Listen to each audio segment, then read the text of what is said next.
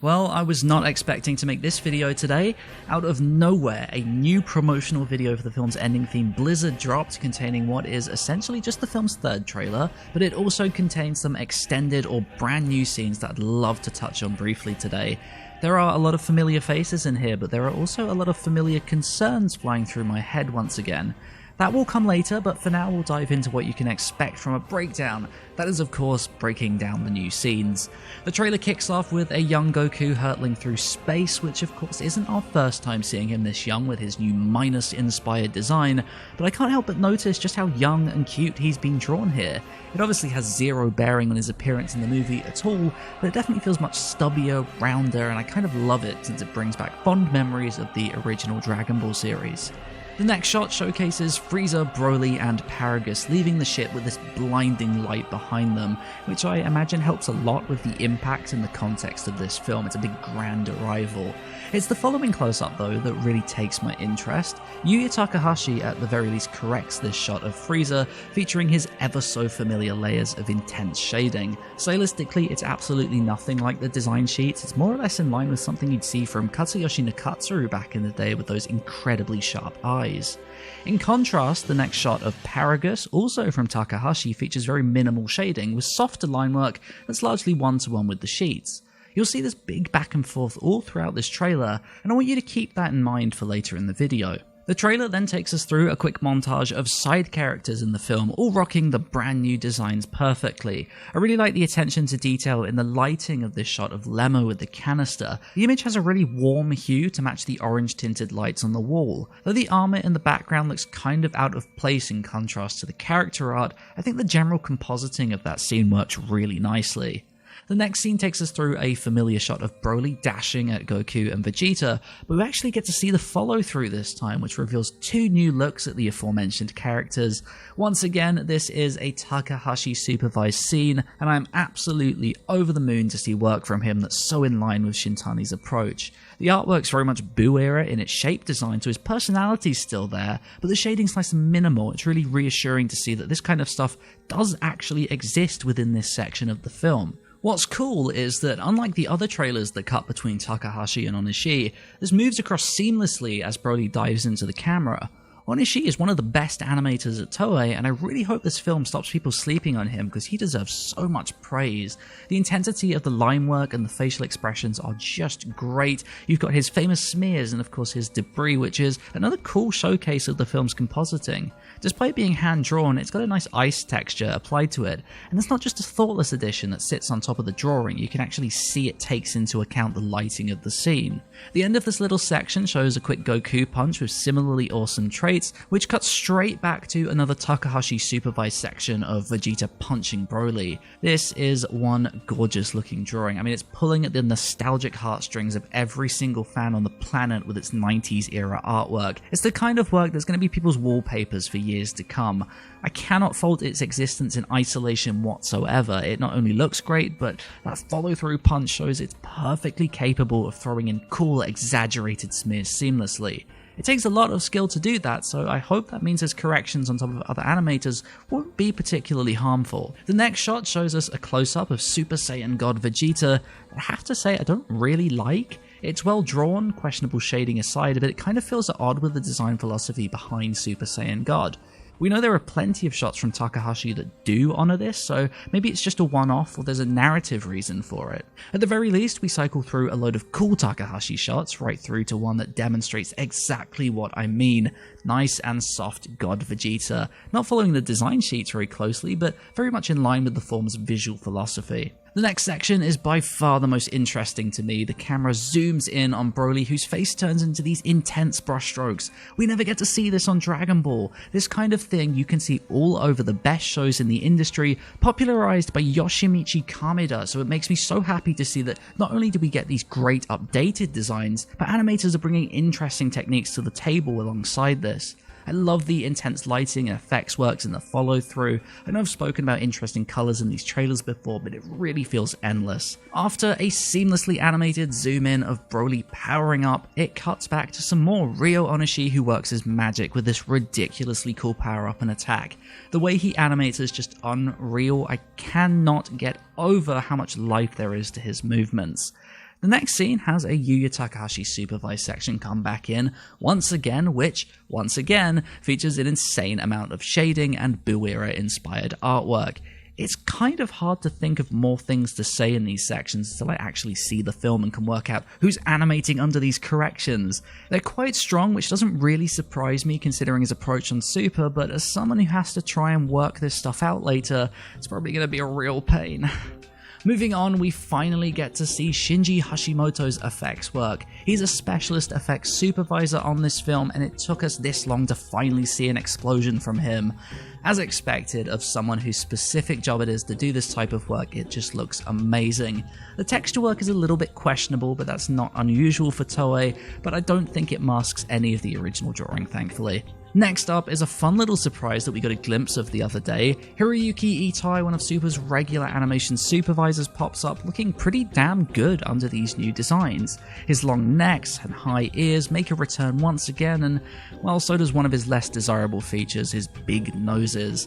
At the same time, the hair is a lot softer, the neck detailing is nice and sketchy. It definitely shows how much of a difference a good base design makes.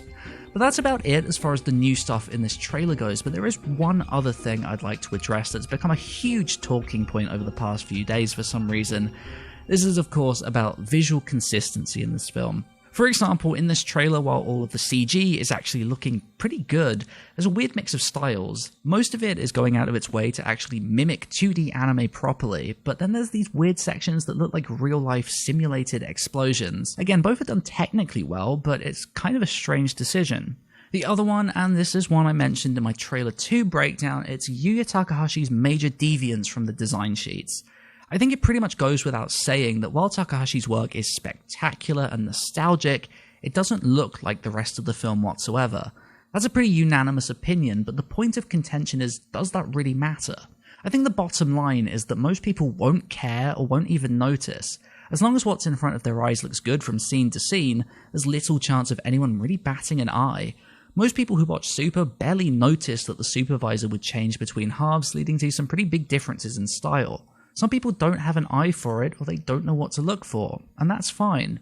But at the same time, lots of people have come to me and said, your videos really opened my eyes to the differences in animation styles, and now I'm starting to spot these kinds of things on all different shows. There are no pretensions here, it's not an elitist group, these things are really easily learned, and that's why there's such a thriving animation community out there these days.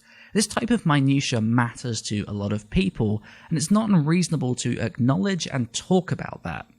It's not an attack on the people behind the show, and talking about it doesn't necessarily mean that it's a big issue, but part of the fun about talking about art critically is being able to look at potential issues and discuss and debate them in a reasonable manner. I really wanted to preface this part of the video with that, because it's very easy for people to look at this and see it as nitpicking because they personally can't see it or aren't bothered by it.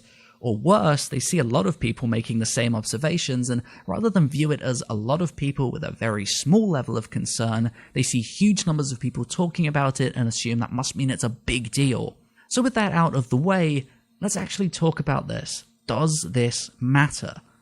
I think it very much depends on how these different tiers of stylistic deviance are structured within the film. I've mentioned it in the past, but a big change in art style is a very common tool to get audiences to sit up and pay attention. With Takahashi handling the start of the fight, it makes perfect sense to throw in a big, bold supervisor to kick things off. My concern comes with how things are structured after that. We know Vegeta fights first, and we know Goku fights second. That's not a spoiler, that's in the trailer. We know that Takahashi dominates the entire Vegeta portion, and then Ryo Onishi takes over for Goku's scene. That type of hard-cut transition makes a lot of sense. It produces a distinctly different visual flavor that could arguably reflect the character on screen. Or if you don't buy that, then just a different fight beginning is a fine place to make a drastic shift.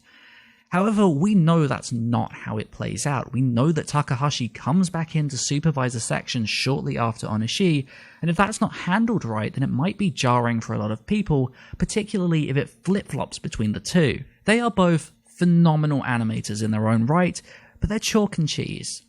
As a broader point, character designs exist for a reason. They define the look of the film, and they need to be respected to a degree, or there's no point in having them in the first place. Shintani's designs are remarkably versatile, meaning you can pour detail into them or take detail away, and we've seen just how much detail can be poured into them per the leaked screenshots of Naotoshi Shida's work. I won't post them because spoilers, but believe me, they're still Shida, but they're recognizably within Shintani's overall approach to the series. At the same time, we've seen earlier shots in the movie where the characters look super cartoony for the slice of life scenes. It all fits within this sliding scale, but that's a scale that has to actually adhere to the sheets, the general shape design, the overall aesthetic. It has to be within the spirit of the approach, or you may as well not have character sheets. With Takahashi, outside of a few shots, he's not following Shintani's approach at all. These shots we're seeing of powered up Broly, Super Saiyan and Super Saiyan God Vegeta, and even Super Saiyan God Goku are not even remotely different to his approach under Yamamuro's helm. They're the same movie 12, movie 13 Buark designs that he likes to draw, with all of the crazy shading still in place. That's not even within the same realm of stylistic approach that Shintani's designs are in. The point of this film's shift in art style per the producers themselves was to bring Dragon Ball into the modern era, and that's what we got. We've got designs that honor Toriyama's modern approach. He picked this designer himself.